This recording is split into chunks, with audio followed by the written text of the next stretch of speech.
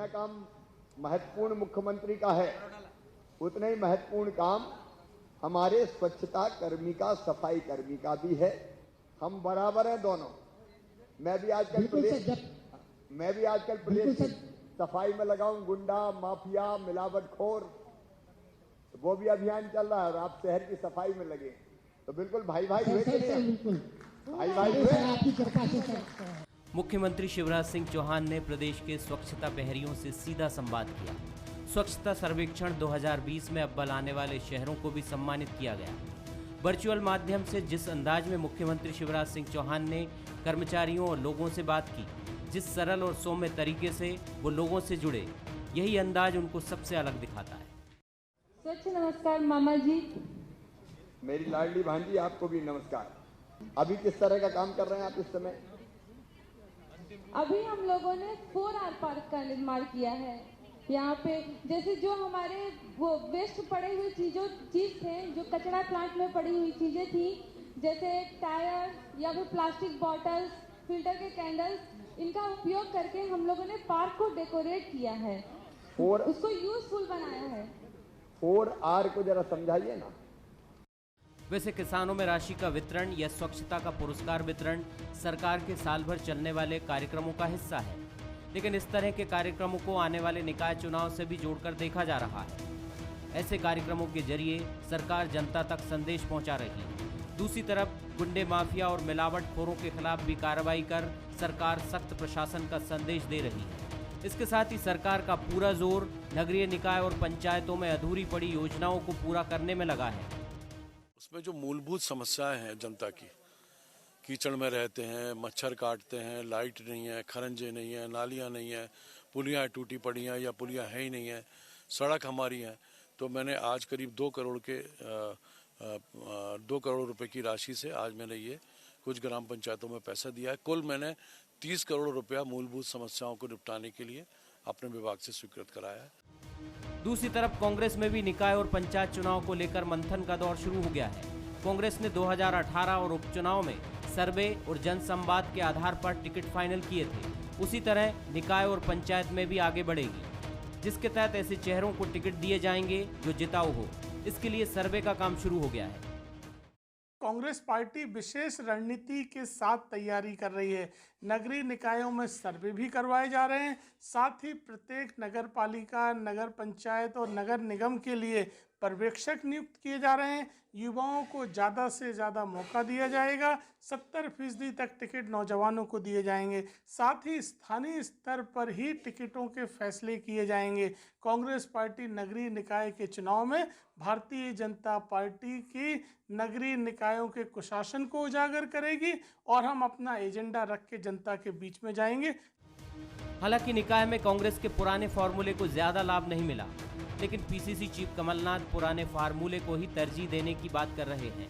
दूसरी तरफ पूर्व मुख्यमंत्री दिग्विजय सिंह युवा पीढ़ी को आगे लाने पर जोर दे रहे हैं। ऐसे में आने वाले दिनों में कांग्रेस किस रास्ते पर आगे बढ़ेगी, ये भी देखने वाली बात है। लेकिन बीजेपी की तरफ से संकेत साफ है, इस बार वो सत्ता और संगठन की दुगनी ताकत से मैदान में उतर रही है। नमस्कार, मैं हूं दीपक मिश्रा और हमारे खास डिबेट शो आज का मुद्दा में हमारा आज का विषय है निकाय की बिछने लगी बिसात। नगरीय निकाय चुनाव का बिगुल बजने लगा है। महापौर और अध्यक्ष पद के लिए 9 दिसंबर से आरक्षण प्रक्रिया भी शुरू होने वाली है। दूसरी तरफ राजनीतिक दल की बात करें, उनकी तैयारियों की बात करें, तो दोनों ही राजनीतिक दल बीजेपी और कांग्रेस अपनी अपनी तैयारियों में जुट गए हैं। बीजेपी जहां जमीनी स्तर पर बिसात बिछाने में जुट गई है, संगठन स्तर पर शहर शहर और नगर निगर नियुक्तियों का दौर भी चल रहा है, तो सरकार भी योजनाओं के जरिए ग्राउंड तैयार करने में, या हम कहें कि निकाय चुनाव के नजदीक आते ही अपनी तैयारी मजबूत करने में जुट गई है। दूसरी तरफ कांग्रेस ने भी तैयारियां शुरू कर दी हैं। कांग्रेस अपने पुराने फॉर्मूले पर टिकट फाइनल करेगी, युवाओं को आगे करेगी, संगठन में भी बदलाव करेगी। और आज का मुद्दा में नगरीय निकाय चुनाव पर इसी विषय पर हम चर्चा करेंगे जो बिगुल बज चुका है। जो मेहमान हमारे साथ इस पैनल में शामिल है, पहले जल्दी से आपको मुखातिब करा देते हैं। हमारे साथ भोपाल स्टूडियो में कृष्ण गोपाल पाठक जी हैं, बीजेपी प्रवक्ता है, स्वागत है आपका पाठक साहब। जितेंद्र मिश्रा जी हैं, कांग्रेस के प्रवक्ता हैं, मिश्रा जी आपका भी स्वागत है। और सुशील शर्मा जी, वरिष्ठ पत्रकार, राजनीतिक विश्लेषक, आपका भी स्वागत है। सबसे पहली प्रतिक्रिया सुशील जी आप ही की लूंगा मैं, क्योंकि आज का जो कार्यक्रम हुआ, मुख्यमंत्री शिवराज सिंह चौहान ने जिस सहज और सरल भाव से एक तरह से संवाद किया, शायद ये उन्हीं की शैली है जो उनको दूसरे राजनेताओं से अलग बनाती है। लेकिन ये पूरी तैयारियां बता रही है कि हिंदुत्व एजेंडे के साथ भारतीय जनता पार्टी जिस तरह केंद्र में भी सत्ता हासिल करने में कामयाब रही, अलग अलग राज्यों में भी सत्ता हासिल करने में कामयाब रही, निकाय चुनाव मध्य प्रदेश में करीब है, बीजेपी कांग्रेस अपनी अपनी तैयारी तो कर ही रहे हैं, लेकिन ओवरऑल इंपैक्ट बीजेपी का निकाय चुनाव के पहले आप कैसे देखते हैं? नहीं, देखिए दीपक जी, पहली बात यह है कि अगर आप नगरीय निकाय चुनाव को लेकर ही बात करें तो बीजेपी का पिछले नगरीय निकाय चुनाव में जो प्रदर्शन था वो बहुत ज़बरदस्त प्रदर्शन रहा था। 14 नगर निगम या 16 नगर निगम थी और सभी नगर निगमों में बीजेपी के मेयर चुने गए थे। तो बीजेपी के लिए चुनौती बढ़ी है, क्योंकि उसके बाद के 5-6 सालों में एक बार सरकार चली गई, कांग्रेस की सरकार आई, अब दोबारा बीजेपी की सरकार बनी है। तो चुनौती बीजेपी के लिए यही है कि वापस क्या वैसा प्रदर्शन दोहरा पाएंगे। उसके लिए देखिए, मुख्यमंत्री शिवराज सिंह की जो आप शैली की बात करें, उनकी ये शैली हमेशा से रही है, जनता से सीधा सरल भाषा में संवाद करते हैं और लोगों को सुनने का प्रयास भी करते हैं। तो आप देखिए, अभी आपने रिपोर्ट में भी बताया, तो उससे कहीं ना कहीं बीजेपी उन तैयारियों में लग गई। लेकिन ये चुनाव जो है विशुद्ध रूप से मुझे लगता है कि इसमें वैसी कोई धर्म वाली राजनीति का मध्य प्रदेश में तो कम से कम कोई स्थान नहीं हो पाएगा। यहाँ छोटा, चूंकि चुनाव बहुत छोटे स्तर का होता है, तो विकास, व्यक्ति, कैंडिडेट कैसा है, उस पर बहुत सारी चीज़ें निर्भर करेगी। इसलिए आप देखिए, कांग्रेस की जो बात कह रहे हैं कि वो फार्मूला उनका वही रहेगा कि कौन जिताऊ हो सकता है, तो उस पर फोकस करके चुनाव की तैयारियां दोनों दल कर रहे हैं। चूंकि बीजेपी सरकार में है तो उसके ऊपर एक ये जरूर आरोप भी लगेगा, या उसी आरोप से बचने के लिए कि हमने विकास कार्य करवाएं, इसलिए आप देखिए ताबड़तोड़ तरीके से विकास कार्यों को अंजाम दिया जा रहा है। बिल्कुल ठीक कहा आपने कि आने वाले वक्त में मध्य प्रदेश के निकाय चुनाव में खासतौर पर शायद उस हिंदुत्व एजेंडे का फॉर्मूला जिस मकसद से बीजेपी आगे बढ़ती आई है इतना प्रभावशील नहीं देखेगा, और मध्य प्रदेश में अब एक स्थायित्व सरकार आ गई है अगले 3 सालों के लिए। मैं पाठक साहब आपकी इस पर प्रतिक्रिया लूंगा, क्योंकि जो 2 बड़े पावर बीजेपी के मैं देख रहा हूं मध्य प्रदेश में, खासतौर पर सत्ता में भी बीजेपी है, संगठन भी बीजेपी का मजबूत नजर आ रहा है, लेकिन वही पुराना परफॉर्मेंस क्या एक बार फिर से रिपीट कर पाएगी निकाय चुनाव में बीजेपी? तैयारियां कैसी रहेंगी आपकी? देखिए, भारतीय जनता पार्टी लगातार 5 साल तक जनता के बीच काम करने वाली एकमात्र राजनीतिक पार्टी है, एकमात्र राजनीतिक दल है। हमारा कार्यकर्ता हमारे संगठन के माध्यम से, संगठन समय समय पर जो प्रोग्राम या कार्यक्रम कार्यकर्ता को देता है, जनता से जुड़ा रहता है। कार्यकर्ताओं में एक जीवंतता, निरंतरता, चरेवेती का जो मंत्र है लगातार चलता रहता है। और यही कारण है कि जनता पूरे 5 साल तक भारतीय जनता पार्टी की सरकार के साथ साथ संगठन को, कार्यकर्ता को, जनप्रतिनिधि को अपने बीच खड़ा पाती है। हमारे यहाँ कोई पट्टावाद तो है नहीं, हमारे यहाँ कोई विरासती राजनीति तो है नहीं, और हमारे यहाँ कोई स्थापित करने वाली अपने पुत्रों को परंपरा तो है नहीं जो दिग्विजय सिंह और कमलनाथ जी ने स्थापित करने के खेल में, होड़ में कांग्रेस पार्टी की सरकार चट कर दी। हमारे यहाँ तो निश्चित तौर पर सर्वप्रथम एक ही एजेंडा होता है, वह होता है जनता को जन कल्याणकारी सुविधाएं दिलाना और उनको लागू करना और उनको फायदा दिलाना। हमारे यहाँ एकमात्र एजेंडा है, चाहे नगरीय क्षेत्र हो चाहे ग्रामीण क्षेत्र हो। हम पूरे मध्य प्रदेश और देश की बात करते हैं, हम विभाजित नहीं करते। हमारे पास गरीब होता है, उसको हम ना किसी जाति में बांटते ना धर्म में बांटते। और यही कारण है कि प्रधानमंत्री जी की बहुत सारी योजनाएं, जैसे प्रधानमंत्री आवास योजना, उज्ज्वला योजना और जनधन अकाउंट, 80 करोड़ गरीबों को कोरोना काल में मुफ्त अतिरिक्त अनाज उपलब्ध कराना, जिसके कारण देश की जनता उन स्थानों पर भी आज भारतीय जनता पार्टी में विश्वास जता रही है जहां कोई कल्पना नहीं कर सकता था। अभी हमने कल ही आपने देखा होगा दक्षिण भारत के एक राज्य में, हैदराबाद में मतगणना देखिए किस प्रकार से हम लगभग 150 में से 4 स्थान पर रहना 0 के बराबर होता है, लेकिन हम 50 के आसपास पहुंच गए। जनता हैदराबाद की, जहां पर 35% मुसलमान वोटर है, हैदराबाद में मैं फिर से उल्लेख करना चाहूंगा 35% मुसलमान वोटर है, लेकिन हम 150 में से लगभग 49-50 सीट वहां जीत गए हैं। तो हमारी यह एक उपलब्धि और हमारी रीति नीति पर, हमारे जो कार्य पद्धति है, हमारी कार्यशैली है, नरेंद्र मोदी जी की कार्यशैली है, शिवराज सिंह जी की कार्यशैली है, उसी से प्रभावित होकर जनता मोहर लगाती रही। और अब तो मध्य प्रदेश की जनता ने दीपक जी 15 महीने का कमलनाथ जी का शासनकाल भी देख लिया है कि किस प्रकार उसको तुलना करने का एक अवसर मिला, और उसी का नतीजा है कि उन 28 विधानसभा क्षेत्र। ओवरऑल मैं ये कह सकता हूं, पाठक साहब की बातचीत से इतना तो समझ आ रहा है कि बीजेपी जो काडर बेस्ड पार्टी है, संगठन उनका मजबूत है। आखिर क्या कारण रहता है कि साउथ इंडिया की हम बात करें, दक्षिण भारत के जिस हैदराबाद राज्य में जो एक बढ़त बीजेपी की आई है, असदुद्दीन ओवैसी के लिए जरूर ये एक चिंता का विषय हो सकता है। बहरहाल मध्य प्रदेश में एक बार फिर हम लौटते हैं। जितेंद्र मिश्रा जी की मैं प्रतिक्रिया लूंगा। जितेंद्र जी, क्या कहेंगे आप, क्योंकि बातों ही बातों में पाठक साहब ने अपनी तैयारी निकाय चुनाव को लेकर, बीजेपी की खासियत और तंज भी बीजेपी के कांग्रेस पर कस दिया है, लेकिन मैं ये देख रहा हूं कि कांग्रेस का भी कोई अलग खास फॉर्मूला आया नहीं है। कमलनाथ उसी पुराने फॉर्मूले को तरजीह दे रहे हैं, दिग्विजय सिंह युवा पीढ़ी को आगे बढ़ाने की बात कह रहे हैं। निश्चित तौर पर दीपक जी, पाठक जी की बात को मैंने सुना, पाठक जी की बाद में एक लंबा भाषण सुनाई दिया मुझे। यथार्थ पे अगर उसको परखेंगे अपन तो थोड़ा सा पीछे जाना पड़ेगा। बात उपचुनावों की जाए, अटेर से लेकर के चित्रकूट और कोलारस मुंगावली में भी आपने परिणाम देखे थे। हमने एक उपचुनाव लोकसभा का भी लड़ा, रतलाम का, 8 की 8 विधानसभा सीटों पर कांग्रेस की विजयश्री मिली थी। ये सारी चीजें इतिहास में आपने देखा है। उसी के परिणाम स्वरूप कांग्रेस की सरकार मध्य प्रदेश में बनी थी। आप कह रहे हो हमने दक्षिण में भी अपनी आमद दर्ज करा दी। गोवा की बात करो, मणिपुर की बात करो, कर्नाटक की बात करो, और अब तो मध्य प्रदेश में भी देखा किस तरह से आप सरकार बनाते।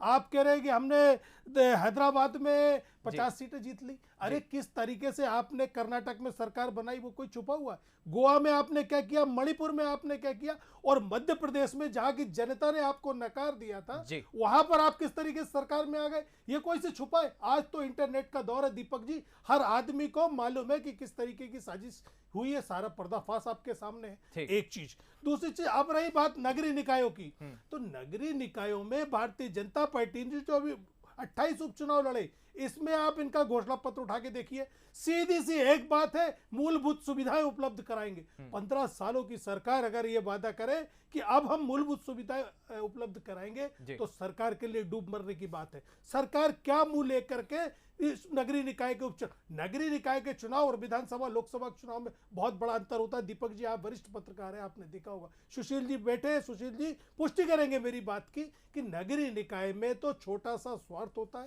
ना किसी की सरकार बनती है और ना किसी की सरकार गिरती है। लेकिन आपने नगरीय निकाय में क्या किया है? आज आप स्वच्छता अभियान चला रहे 15 साल सरकार में बैठने के बाद। आपने मैं तो इनका घोषणा पत्र पढ़ रहा था, उसमें ये पुल पुलियों की बात कर रहे हैं। आप ये देखिए किस लेवल पे इसकी तैयारी थी और क्या विकास हुआ नगरीय निकाय पे, उसको आधार बना करके जनता इस बार वोट करेगी। पाठक साहब कई सवाल खड़े कर दिए और कई आरोप लगाए, क्या जवाब देंगे? दीपक जी, मैं हर बात का जवाब दूंगा। पहली चीज तो डेवलपमेंट जो होता है, विकास होता है, वह निरंतर चलने वाली प्रक्रिया है। एक हम काम पूरा करते हैं, दूसरी आवश्यकता नजर आने लगती है, क्योंकि देश आगे बढ़ रहा है, समाज आगे बढ़ रहा है, हमारी जनसंख्या आगे बढ़ रही है। नगरीय निकाय हो या ग्रामीण क्षेत्र हो, निश्चित तौर पर भारतीय जनता पार्टी ने जो 15 साल में काम किए हैं, वो नरेंद्र मोदी जी ने जो 6-7 साल में अभी तक काम किए हैं, एक ही पैमाना होता है कि जनता उस पर मुहर लगाती है कि नहीं। और जनता ने लोकतंत्र के महापर्व में वोट देकर भारतीय जनता पार्टी के कामों पर मुहर लगाई है, कांग्रेस पार्टी को ठुकराया है। मेरे मित्र ने अभी 3-4 राज्यों का उदाहरण दिया। गोवा में सब जानते हैं भारतीय जनता पार्टी सबसे बड़ी राजनीतिक दल थी। कर्नाटक में सब जानते हैं भारतीय जनता पार्टी, जनता दल एस और कांग्रेस पार्टी अलग अलग चुनाव लड़े थे, अलग अलग गठबंधन बना के चुनाव नहीं लड़े थे। बीजेपी सबसे बड़ी राजनीतिक दल थी, आपने उसको रोकने के लिए देखिए पाठक जी, मैं रोकना चाहूंगा गलत बयानी को लेकर। मैं बिल्कुल सही बोल रहा हूं। आपने ये बोला आपके राष्ट्रीय अध्यक्ष ने कर्नाटक में कहा था सबसे बड़ा राजनीतिक दल था कर्नाटक में। मेरे समय पर मुझे बोलने दे, ये गुंडागिरी बात नहीं कर देना। बारी से आप बात रखेंगे तो बेहतर होगा। बोलने की जो गुंडागिरी है आप बात में अगर गलत बयानी करेंगे तो टोका जाएगा। नहीं जितेंद्र जी, मैं आऊंगा, मैं वो मौका दूंगा। बारी से आप बात रखिए, दर्शक हमारे बेहतर तरीके से समझ मध्य प्रदेश में गुंडों का हाल, भारतीय जनता पार्टी चाहे मिलावटखोर हो चाहे दादा हो, देखिए मुझे फिर बोलना पड़ेगा, काम कर रहे हैं, मेरे समय पर मुझे बोलने दे, मेरे समय पर मुझे बोलने दे। गुंडे 70 साल में कांग्रेस पार्टी ने जो पैदा किए थे, कांग्रेस पार्टी के पाप का फल थे मध्य प्रदेश की भारतीय जनता पार्टी की सरकार। चाहे गुंडागिर्दी करने वाले हो, चाहे दादा हो, चाहे रंगदार हो, चाहे मिलावटखोर हो, जो 1.25 साल में उन्होंने सिर फिर से उठा लिया था, उनको कुचलेंगे, उनको बिल्कुल जनता से, उनको गुंडागिर्दी के राज से मुक्त कराएंगे। मैं बात कर रहा था कर्नाटक की। कर्नाटक में भारतीय जनता पार्टी सबसे बड़ा राजनीतिक दल था। जेडीएस और कांग्रेस पार्टी सबने अलग अलग चुनाव लड़ा था, लेकिन बीजेपी को रोकने के लिए जेडीएस का आपने मुख्यमंत्री बनवा दिया। महाराष्ट्र में सब जानते हैं क्या हुआ, भारतीय जनता पार्टी के नेतृत्व में नरेंद्र मोदी जी के चेहरे पर शिवसेना ने चुनाव लड़ा था। आपने भारतीय जनता पार्टी को सत्ता से दूर करने के लिए, मुख्यमंत्री ना बनाने के लिए उद्धव ठाकरे को समर्थन देकर कैसे सरकार बनाई, कैसे आपने पाप किया, पूरे देश ने देखा है। मध्य प्रदेश की मैं बात करूं, मध्य प्रदेश में ना भारतीय जनता पार्टी बहुमत में थी, ना कांग्रेस पार्टी बहुमत में थी। कांग्रेस पार्टी ने 114 विधायकों के सारे अल्पमत की सरकार बनाई थी, आपने भी बहुमत को जुगाड़ा था और विधायक आपको छोड़ के गए। भारतीय जनता पार्टी के विधायक छोड़ के नहीं गए, अपना घर संभाल नहीं पाए, अपने विधायकों का विकास कर नहीं पाए। हम एक बार फिर इसी विषय पर लौटते हैं। ये भी कांग्रेस की तरफ से कहा जा रहा है कि ये जो हिंदुत्ववादी एजेंडा है, जिसके बूते पर केंद्र में भी बीजेपी सत्ता में आई, मध्य प्रदेश में भी आई है, ये अब इस निकाय चुनाव में नहीं चलेगा। मेन रहेगा विकास और स्थानीय कैंडिडेट का चेहरा।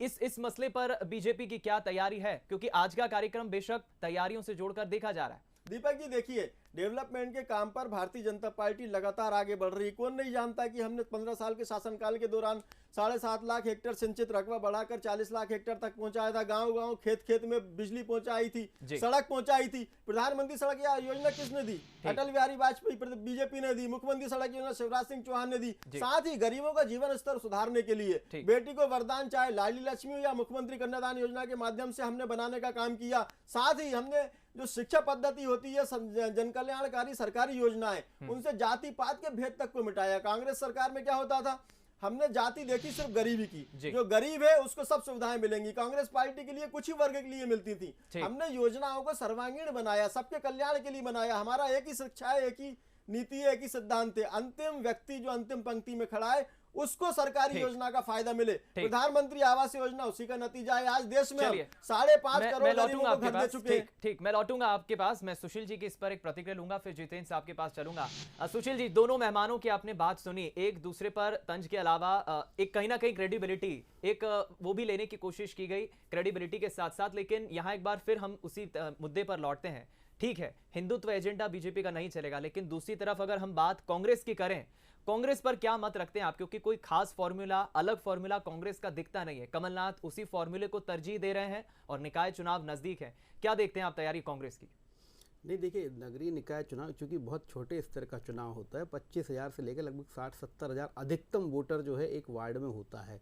अगर आप नगर निगमों की करेंगे, नगरीय निकाय उनसे छोटे स्तर में और भी कम वोटर होते हैं। तो ये तो विशुद्ध रूप से जो चुनाव होता है कि क्षेत्रीय मुद्दों बल्कि वार्ड के मुद्दों को लेकर होता है और प्रत्याशी के चेहरे को लेकर होता है। इसमें अगर कांग्रेस किसी और तरीके की रणनीति अपनाती है तो मुझे लगता है उससे नुकसान होगा। क्योंकि आप देखिए 2016 में जब जो चुनाव हुए थे तब बीजेपी ने न केवल सारे मेयर जीते थे बल्कि अधिकांश नगर निगमों में उनके अध्यक्ष भी बने थे। तो ये इन सब चीज़ों को, चूंकि आप एक बात ये क्लियर है कि बीजेपी से टूटकर कांग्रेस की तरफ वोटर गया है।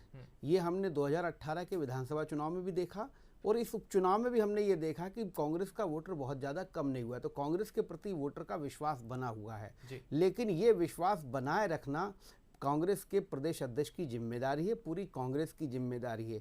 अगर आप अच्छे कैंडिडेट देंगे, लोकप्रिय चेहरे देंगे, काम करने वाले जुझारू युवा हो या बुजुर्ग हो, कई मरतबा हमने देखा है कि ऐसी कोई बहुत बड़ी क्राइटेरिया नहीं होता है कि युवा ही जीत सकता, बुजुर्गों ने भी चुनाव जीते। बाबूलाल गौर हमारे यहाँ मध्य प्रदेश में बहुत बड़ा उदाहरण है कि लगातार चुनाव जीते हैं, लेकिन काम करने वाला, जनता के बीच में लोकप्रिय, जनता के सुख दुख में साथ देने वाले व्यक्ति को ही इस चुनाव में जनता चुनती है।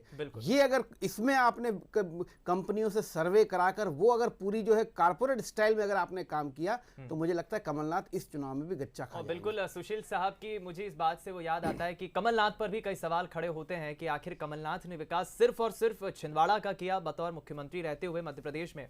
बहरहाल जितेंद्र जी, स्थानीय मुद्दे कितने हावी रहेंगे? और दूसरी तरफ कांग्रेस में कोई खास संगठन में अब तक बदलाव दिख नहीं रहा है। बीजेपी वही तंज कसती कि कमलनाथ ही आखिर कब तक जिम्मेदारी संभालेंगे। नेता प्रतिपक्ष कमलनाथ, पीसीसी चीफ कमलनाथ, पूर्व मुख्यमंत्री के तौर पर बड़ा चेहरा भी कमलनाथ। संगठन में बदलाव नहीं हो रहा है और उपचुनाव में हार के बाद कांग्रेस के सामने कई चैलेंजेस है निकाय चुनाव में। देखिए दीपक जी, सबसे पहली चीज तो निकाय चुनावों को लेकर के जो हमारी तैयारी है वो मैं आपको बता दूं जी। इसमें एक बेहतर फार्मूले के साथ काम किया जा रहा है। सुशील जी ने अभी जो बात की उससे सहमत हूं कि कांग्रेस के पास वोटर है, भारतीय जनता पार्टी का वोटर कांग्रेस की तरफ शिफ्ट हुआ।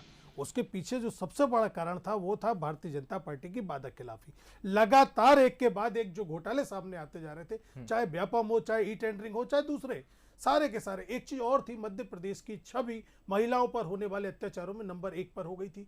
लाडली लक्ष्मी की बात करते थे, लेकिन लाडली लक्ष्मी कहीं से सुरक्षित मध्य प्रदेश में नहीं थी। इवन यहां तक हुआ मुख्यमंत्री की मां की चैन तक छीन ली गई इस मध्य प्रदेश में, यह भी उदाहरण था। एक चीज। दूसरी चीज आप ये देखिए, कांग्रेस की सरकार आने के बाद जिस तरीके से भू माफियाओं पर कार्रवाई, भारतीय जनता पार्टी का कहना है कि जो अब कर रहे हैं ये 15 साल पहले अगर करते तो निश्चित तौर पर भू माफिया पैदा नहीं होता। भू माफिया पैदा होने के सबसे पीछे अगर बड़ा कारण मैं देखता हूं तो स्थानीय संस्थाएं हैं, नगर निकाय, जहां पर ये पनप जाते हैं। अगर इनकी तरफ, लेकिन वहां तो सीधा लेन देन का काम चल रहा था, कहीं पर भी कोई भी बिल्डिंग बना लो। अब इन्हें जब कांग्रेस ने भू माफियाओं पर कार्रवाई की, जब इन्हें याद आया कि हाँ भू माफियाओं पर कार्रवाई करना है। मिलावट का उद्योग मध्य प्रदेश में किसी से छुपा नहीं है। दूध, मावा, पनीर, सारा का सारा किस तरीके से जहरीला मध्य प्रदेश में बिक रहा था। जनता ये देख रही है। हमें निश्चित तौर पर अच्छे उम्मीदवार उतारने होंगे, जनता की कसौटी पर कसे हुए व्यक्तिगत रूप से अच्छे चेहरे देने होंगे, लेकिन वैसे हम ये तैयारी में लगे हुए हैं और हम स्थानीय निकाय के चुनाव को जीतने जा रहे हैं। लेकिन जितेंद्र जी, ये मिलावटखोरों के खिलाफ जो अभी अभियान हो रहा है या भूमाफियाओं के खिलाफ जो हो रहा है, 15 महीने जब कमलनाथ की सरकार थी तब भी आपकी सरकार के वक्त काफी एक्शन लिया गया उनके खिलाफ। बिल्कुल, शायद यही मॉडल अब शिवराज जी को भी पसंद आ रहा है। मेरा भी वही कहना है। इसी सरकार में इसका तो आप समर्थन करते हैं? देखिए, समर्थन करने को, किसी भी माफिया के खिलाफ कोई कार्रवाई होगी, कोई उसको रोकेगा क्या? कभी नहीं रोकेगा। हमने तो उसको एक कदम आगे उठ के कार्रवाई करके दिखाया। भू माफियाओं के खिलाफ हो, मिलावटियों के खिलाफ हो,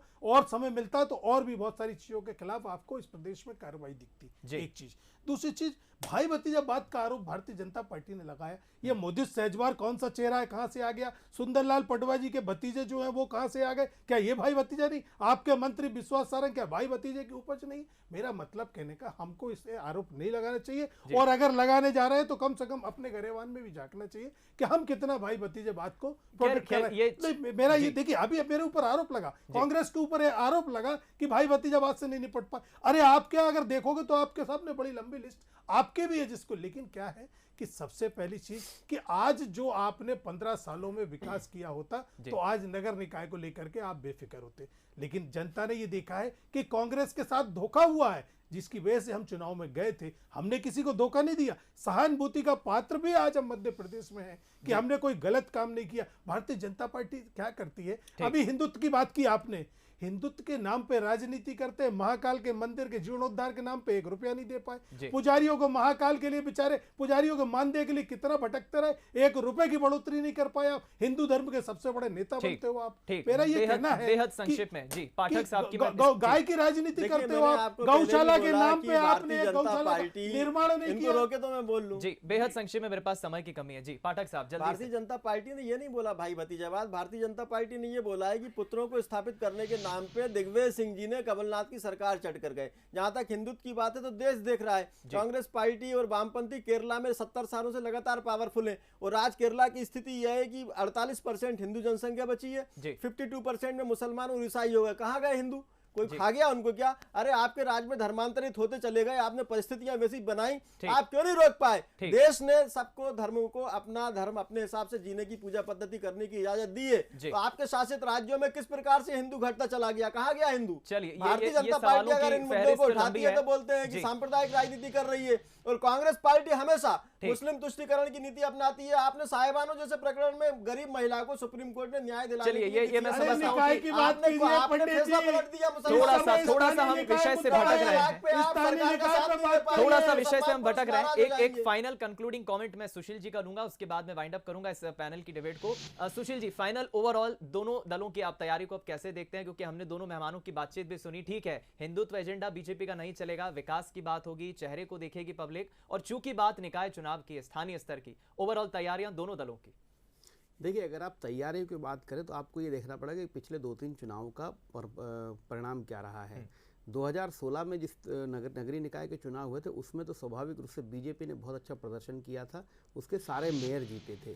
क्योंकि मेयर पूरा जो है, मेयर का चुनाव एक बड़ा चुनाव होता है, विधानसभा से भी बड़ा चुनाव होता है, एक विधायक के चुनाव से बड़ा चुनाव होता है। तो कांग्रेस की स्ट्रेटजी वहाँ पर अलग होनी चाहिए। दूसरी महत्वपूर्ण, जब 2018 के चुनाव में कांग्रेस को वोट मिला है और अभी के उपचुनाव में भी कांग्रेस के लिए 9 सीटें मिली भी है, प्लस वोट भी बहुत ज़्यादा कम नहीं हुआ है। कांग्रेस के लिए उम्मीद है, लेकिन ये उम्मीद तभी परवान चढ़ पाएगी जब प्रॉपर तरीके से, सिस्टमैटिक तरीके से लोकप्रिय चेहरों को, काम करने वाले चेहरों के, जनता के सुख दुख में साथ रहने वाले चेहरों को अगर आपने मौका दिया जी। और यदि आपने जो है इसका आदमी उसका आदमी करके टिकट बांटे, जो पट्टेवाद वाली बात चल रही है, तो मुझे लगता है कि फिर जो है कांग्रेस के लिए एक जो वापस जो गिरने का जो अभी जो 2018 में जो अप हुआ था वो वापस ढलान की तरफ ना चला जाए। चलिए, ये बिल्कुल साफ मैसेज इस पूरे चर्चा के बाद निकलकर सामने आता है कि ठीक है, बीजेपी के पास तो डबल पावर है, मैं कहूंगा कि डबल तैयारियां हैं, क्योंकि केंद्र में बीजेपी है, मध्य प्रदेश की सत्ता में बीजेपी है, संगठन भी मजबूत नजर आता है। लेकिन चूंकि बात हम कांग्रेस की करें तो कांग्रेस के लिए थोड़ा चैलेंज जरूर है,